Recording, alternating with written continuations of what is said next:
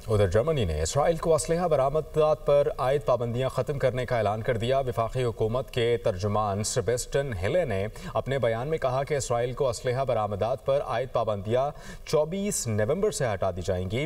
Israel पर पाबंदियों का फैसला गजा सिटी में इसराइली तोसी मनसूबों को देख कर किया था। 10 अक्टूबर से गजा में नाफिज सीज़ फायर मजमूई तौर पर मुस्तहकम है। गजा जंगबंदी मनसूबे पर अमल दरामद के सबब इसराइल से पाबंदियां उठा रहे हैं। उधर जर्मनी ने इसराइल को असलहा बरामदात पर आयद पाबंदियां ख़त्म करने का ऐलान कर दिया। वफाकी हुकूमत के तर्जुमान सेबेस्टियन हिले ने अपने बयान में कहा कि इसराइल को असलहा बरामदात पर आयद पाबंदियां 24 नवंबर से हटा दी जाएंगी। इसराइल पर पाबंदियों का फैसला गजा सिटी में इसराइली तोसी मनसूबों को देख कर किया था। 10 अक्टूबर से गजा में नाफिज सीज़ फायर मजमूई तौर पर मुस्तहकम है। गजा जंगबंदी मनसूबे पर अमल दरामद के सबब इसराइल से पाबंदियां उठा रहे हैं।